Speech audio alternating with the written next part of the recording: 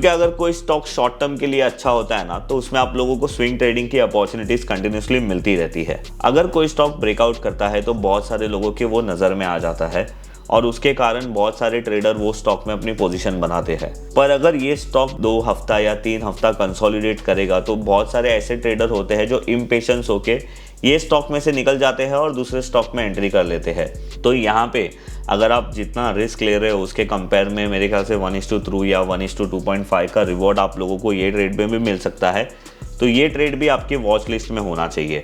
नमस्ते दोस्तों, मैं विजय ठक्कर और आप लोगों का सबका स्वागत है हमारे एक नए वीडियो में। अभी आज के वीडियो में मैं आप लोगों के साथ 3 स्टॉक का एनालिसिस शेयर करने वाला हूं जो मुझे बहुत ही अच्छे लग रहे हैं शॉर्ट टर्म से स्विंग ट्रेडिंग के लिए। मतलब आप इसमें स्विंग ट्रेडिंग भी कर सकते हो और शॉर्ट टर्म इन्वेस्टमेंट अपॉर्चुनिटी के लिए भी देख सकते हो। अब मैंने ये दोनों चीज इसलिए बोली क्योंकि अगर कोई स्टॉक शॉर्ट टर्म के लिए अच्छा होता है ना, तो उसमें आप लोगों को स्विंग ट्रेडिंग की अपॉर्चुनिटीज कंटिन्यूसली मिलती रहती है। तो आज का जो हमारा पहला स्टॉक है ना, उसका नाम है अपोलो हॉस्पिटल। और अभी आप लोग जो अपोलो हॉस्पिटल का चार्ट देख रहे हो, ये वीकली टाइम फ्रेम का चार्ट है।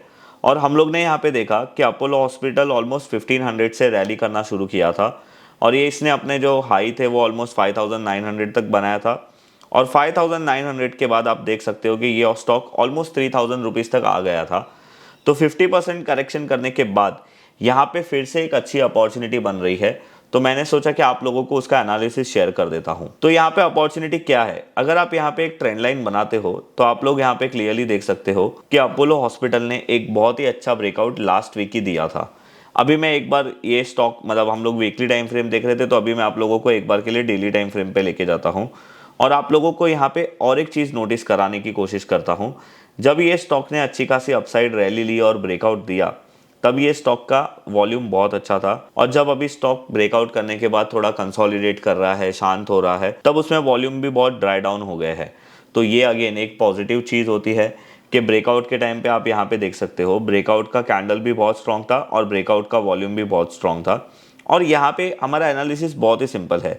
उसका जो एक ट्रेंड लाइन था, अगर आप यहाँ पे देखोगे तो ये एक हाई था और ये एक लोअर हाई था। और अगर आप देखोगे ये लो था और ये लोअर लो होना चाहिए था अगर ये स्टॉक डाउन ट्रेंड में ट्रेड कर रहा था तो। पर उसने लोअर लो नहीं, इसने एक नया अपर लो बनाया, मतलब आप बोल सकते हो कि लोअर हाई बनाया और ये स्टॉक ने यहाँ पे ब्रेकआउट दिया है। अभी हमारा एनालिसिस यहाँ पे क्या बनता है और मुझे ये स्टॉक क्यों अच्छा लग रहा है, वो बहुत ही सिंपल है। अगर आप ट्रेंड लाइन ब्रेकआउट देखोगे तो ये स्टॉक का जो ट्रेंड लाइन ब्रेकआउट है वो 4825 के आसपास हुआ है। और ट्रेंड लाइन ब्रेकआउट करने के बाद देखो जनरली क्या होता है ना, जब भी कोई स्टॉक ब्रेकआउट करता है, अभी अगर हम लोग लास्ट वीक देखें तो ये स्टॉक में ऑलमोस्ट 8% की मूव हुई थी। अगर कोई स्टॉक ब्रेकआउट करता है तो बहुत सारे लोगों के वो नज़र में आ जाता है और उसके कारण बहुत सारे ट्रेडर वो स्टॉक में अपनी पोजीशन बनाते हैं। पर अगर ये स्टॉक 2 हफ्ता या 3 हफ्ता कंसोलिडेट करेगा तो बहुत सारे ऐसे ट्रेडर होते हैं जो इम्पेशंस होके ये स्टॉक में से निकल जाते हैं और दूसरे स्टॉक में एंट्री कर लेते हैं। क्या कंसोलिडेशन करना 2 हफ्ता, 3 हफ्ता या 1 हफ्ता खराब होता है स्टॉक के लिए? क्या उससे ये हो जाता है कि भाई इसका ब्रेकआउट फेल हो गया है? वैसा ज़रा भी नहीं होता है। कंसोलिडेशन एक अच्छी साइन होती है, बट जिसको पेशेंस नहीं होता है वो इसमें से निकल जाता है। तो अभी हमारा यहाँ पे एनालिसिस क्या बनता है, इसने 4800 और 2930 के आसपास इसने ब्रेकआउट किया है और इसका ब्रेकआउट लेवल के पास अगर ये वापस आता है, जैसे अभी मैं ये आज वीडियो बना रहा हूँ 6 जून को, और अगर हम लोग आज का ही लो देखेंगे, 1 मिनट में आप लोगों को डेली टाइम फ्रेम में दिखाता हूँ। आज ही ये स्टॉक ने ऑलमोस्ट 4893 के आसपास लो मारा था और क्लोज हुआ है 4940 के आसपास। तो अगर ये स्टॉक आप लोगों को ये एरिया में मिलता है तो ये बहुत ही अच्छा एक लो रिस्क बाइंग अपॉर्चुनिटी बनता है। और अगर आप लोगों को इसमें स्टॉप लॉस लगाना है तो आप लोग इसमें 4520 का स्टॉप लॉस लगा सकते हो। इसमें जो हमारी फर्स्ट टारगेट एक्सपेक्टेशन है वो समवेयर अराउंड यहाँ पे 5160 का है और सेकंड जो एक्सपेक्टेशन है वो 5500 तक की है। तो ये स्टॉक एक स्विंग ट्रेडिंग अपॉर्चुनिटी तो बन ही रहा है, एज वेल एज अगर ये स्टॉक ने अपना ऑल टाइम हाई जो 5940 का है, अगर वो ब्रेक कर दिया तो ये स्टॉक आप लोगों के लिए एक शॉर्ट टर्म इन्वेस्टमेंट अपॉर्चुनिटी भी बन सकता है। ये स्टॉक में क्या चीज़ हो रही है ना, हम ये स्टॉक में अगर ट्रेड लेते हैं तो एज अ स्विंग ट्रेड लेंगे और अगर वो स्विंग ट्रेड प्रॉफिटेबल होता है और सारी चीज़ें प्रॉपरली होती है और इसने अपना ऑल टाइम हाई भी ब्रेक कर दिया, तो आप ये स्विंग ट्रेड को पोजिशनल ट्रेड या शॉर्ट टर्म ट्रेड में कन्वर्ट कर सकते हो। तो ये एक स्टॉक हमारा जो है जिसके ऊपर आप लोगों को ये हफ्ते में ध्यान रखना चाहिए। आज का जो हमारा दूसरा स्टॉक है वो है टोरेंट पावर।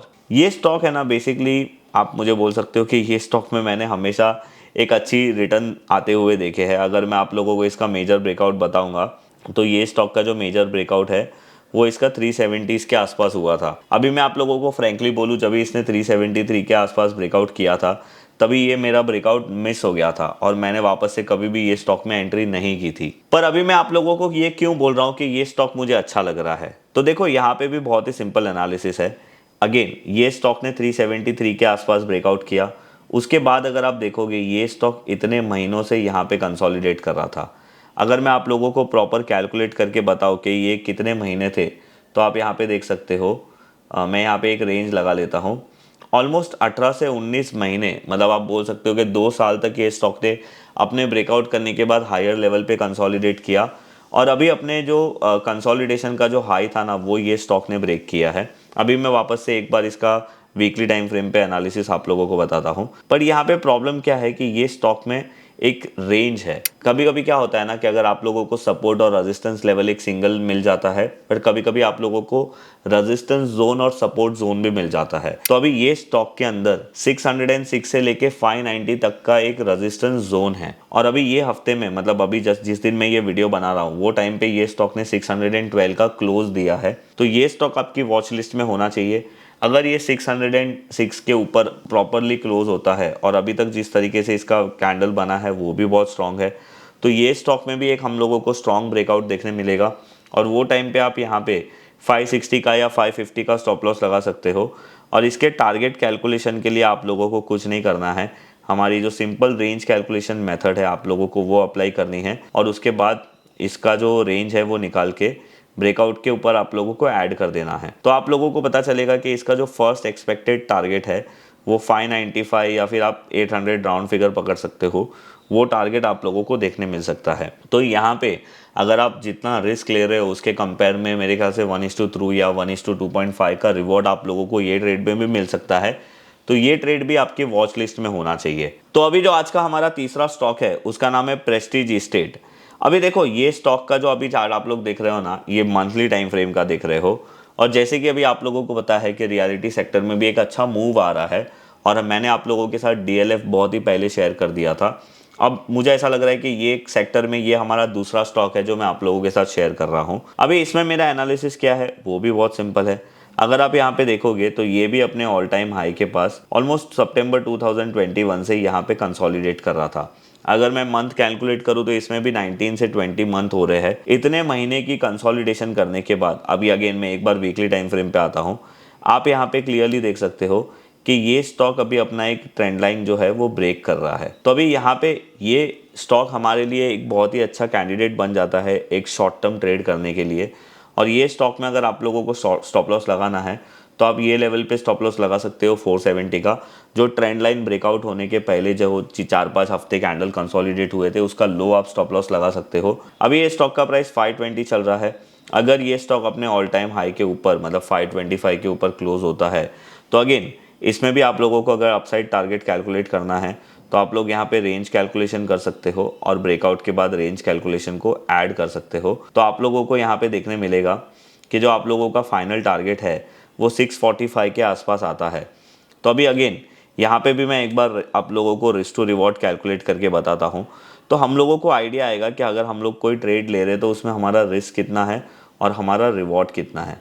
तो अगर हम लोग यहाँ पे ये ट्रेड एंटर करते हैं तो हमारा जो रिस्क है वो यहाँ पे हम लोगों को आप देख सकते हो क्लियरली कि आप यहाँ पे देखो 1:2.96 मतलब 1:3 का रिस्क टू रिवॉर्ड रेशियो बन रहा है। तो ये तीनों ट्रेड जो है ना वो हमारे लिए शॉर्ट टर्म भी अच्छे है और स्विंग ट्रेडिंग अपॉर्चुनिटी के लिए भी अच्छे है। और मैं आप लोगों को एक स्टॉक बताता हूँ, उसमें अभी तक ब्रेकआउट फाइनल हुआ नहीं है, जिसका नाम मारुति है। और आप यहाँ पे देख सकते हो कि मारुति भी जो स्टॉक है मतलब अभी एज ऑफ नाउ ये महीना ख़त्म नहीं हुआ है, but on a monthly basis या वीकली बेसिस अभी ये स्टॉक ने जो ऑल टाइम हाई की ट्रेंड लाइन थी वो अभी तक ये ब्रेक कर चुका है। अगर ये स्टॉक आप जस्ट इमेजिन करिए, इसने बहुत साल पहले 2017 और 2018 में यहाँ पे डबल टॉप बनाए थे और डबल टॉप जो होता है वो एक नेगेटिव पैटर्न होता है। और आप देख सकते हो कि डबल टॉप बनाने के बाद ये स्टॉक ऑलमोस्ट मतलब 10,000 वाला स्टॉक 4,000 हो गया था। अब आप इमेजिन करो अगर ये स्टॉक अपना ऑल टाइम हाई ब्रेक करता है, इसका मतलब इसने जो अपनी बेरिश पैटर्न थी बहुत साल पहले बनाई थी वो ब्रेक कर देगा। तो आप सोच सकते हो कि ये स्टॉक में क्या मूव आ सकता है। तो ये स्टॉक भी अपनी वॉच लिस्ट में होना चाहिए। तो आज मैंने आप लोगों को टोटल 4 स्टॉक बता दिए। अपोलो हॉस्पिटल है, टोरेंट पावर है, प्रेस्टीज इस्टेट है और मारुति। ये चारों स्टॉक मेरी प्रायोरिटी में है और ये 4 स्टॉक में से मैं आप लोगों को बोल सकता हूँ कि 2 स्टॉक में मेरी पर्सनल ट्रेड भी है, मेरी पर्सनल पोजीशन भी ओपन है। तो यहाँ पे मेरा व्यू बायस हो सकता है। मैं आप लोगों को एक डिस्क्लेमर भी दे देता हूँ कि अगर आप लोगों इसमें से कोई भी स्टॉक पसंद है या फिर आप लोगों को कोई भी ट्रेड लेना है तो आप अपने फाइनेंशियल एडवाइज़र को पूछने के बाद ही ट्रेड लेना। मैं आप लोगों के साथ यहाँ पे सिर्फ मेरा पर्सनल एनालिसिस शेयर कर रहा हूँ। मेरा किसी स्टॉक में व्यू बायस भी हो सकता है, तो वो चीज़ आप ज़रूर ध्यान में रखना। और आप लोगों का है ना बहुत क्वेश्चन आता है कि सर आप स्टॉक सिलेक्शन कैसे करते हो, आप शॉर्ट टर्म के लिए कैसे ट्रेड प्लान करते हो। तो रिसेंटली हमने एक वेबिनार किया था, 2 दिन का लाइव वेबिनार था, जिसकी रिकॉर्डिंग अगर आप लोगों को चाहिए तो आप लोग परचेस कर सकते हो और उसकी रिकॉर्डिंग की एक्सेस आप लोगों को 1 महीने तक की मिलेगी। तो अगर आप लोगों को वो वेबिनार की रिकॉर्डिंग परचेस करनी है तो उसकी लिंक मैं नीचे डिस्क्रिप्शन में दे दूंगा। वहाँ पे मैंने एक इंट्राडे स्ट्रैटेजी बताई थी और वहाँ पे मैंने ये शॉर्ट टर्म इक्विटी वाली स्ट्रैटेजी बताई थी, जो आप वहाँ पे जाके देख सकते हो। और अगर आप लोगों को ये स्विंग ट्रेडिंग या इंट्राडे ट्रेडिंग करने के लिए अकाउंट ओपनिंग करना है, आप लोगों के पास ट्रेडिंग और डीमैट अकाउंट नहीं है, तो मैंने नीचे डिस्क्रिप्शन में लिंक दिया है, आप वहाँ पे जाके ट्रेडिंग और डीमैट अकाउंट ओपन कर सकते हो। और सिर्फ आप लोगों के लिए एक याद बताने के लिए बोल रहा हूँ कि मैं 2011 से एंजल वन के साथ मेरी खुद की फ्रेंचाइजी है। तो मैं आप लोगों को ऐसा नहीं है कि मैं सिर्फ आप लोगों को अकाउंट ओपन करने बोल रहा हूँ। मैं 2011 से ही ब्रोकिंग बिजनेस में हूँ। मेरा जो मेन बिजनेस है वो ब्रोकिंग बिजनेस ही है। तो अगर आप लोगों को मेरे पास अकाउंट ओपन करना है तो नीचे डिस्क्रिप्शन में लिंक है, आप वहां पे जाके अकाउंट ओपन कर सकते हो। अगर आप लोगों को ये वीडियो पसंद आया तो आप मेरे वीडियो को लाइक और शेयर कर सकते हो। अगर आप मेरे चैनल पे नए हो तो आप मेरे चैनल को सब्सक्राइब कर सकते हो। मैं मिलूंगा आप लोगों के साथ ऐसे ही कोई नेक्स्ट वीडियो में, तब तक के लिए बाय बाय।